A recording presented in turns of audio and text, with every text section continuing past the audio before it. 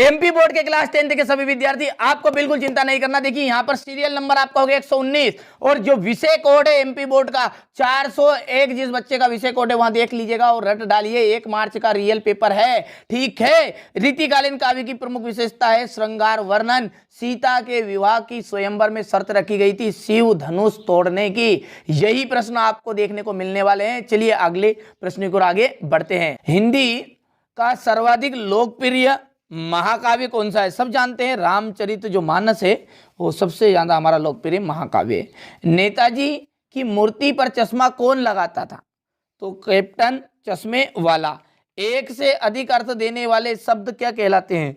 तो एक से अनेक शब्द देने वाले शब्द जो कहलाते हैं अर्थ अनेकार्थी शब्द है, ठीक है। सांप के डर से घबराए भोलानाथ कहाँ जाकर छिपे?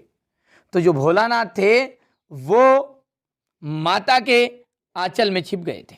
अब देखिए क्वेश्चन नंबर जो 2 है उसमें प्रयोगवाद के जो जनक है वो अज्ञे जी को माना गया है, ठीक है। करुण रस का जो स्थायी भाव होता है शोक, जिसके कारण स्थायी भाव जागृत हो वहां आलंबन होता है। तेरी गठरी में लागा चोर मुसाफिर जाग जरा, और जगदीश में इसका संधि विच्छेद आप करेंगे तो जगत धन ईस आएगा। एक कुटिया में धर्मचक्र घूमता दिखाई दिया। चलिए अब है सही जोड़ी, ठीक है। सही जोड़ी है प्रगतिवाद के जो प्रमुख कवि है, ठीक है, वो है नागार्जुन, ठीक है। बात को आवश्यकता से अधिक बढ़ा चढ़ाकर कहना आपका अतिशयोक्ति अलंकार कहलाएगा। बाल गोविंद भगत कबीरपंथी। यतीन्द्र मिश्र का आपका जाएगा नौबत खाने में इबारत। क्रियाकर्ता के अनुसार, क्रिया जो है कर्ता के अनुसार हो जाएगा आपका कर्तवाच्य। भारत का जो स्विट्जरलैंड है वो कटाव को कहा जाता है।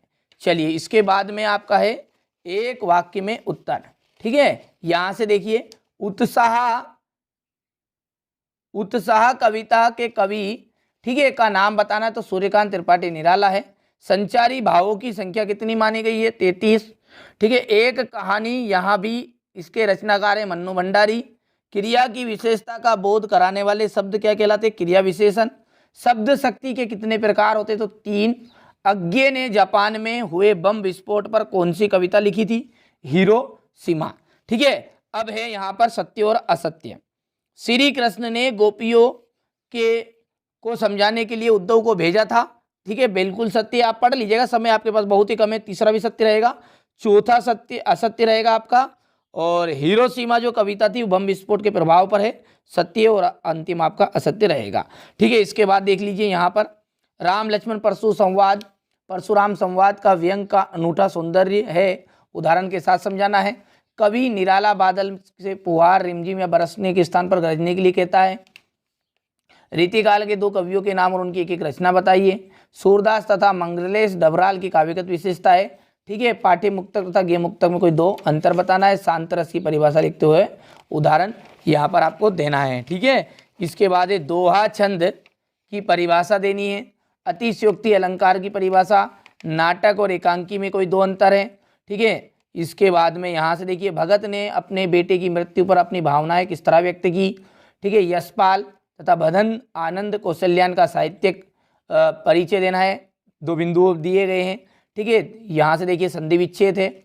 और क्वेश्चन नंबर 17 है, यानी कि जो सारे क्वेश्चन हैं वो मैंने आपको यहाँ पर बता रहा हूँ, ठीक है। संदर्भ प्रसंग व्याख्या है क्वेश्चन नंबर 18 में। क्वेश्चन नंबर 19 ये आपका रहा क्वेश्चन नंबर 20, ठीक है। 21 में देख लीजिएगा, आप पढ़ेगा ध्यान से इसको पढ़कर आपको, ठीक है, इसकी व्याख्या करनी है, ठीक है। यहाँ पर बताना है, उचित शीर्षक बताना है, ठीक है।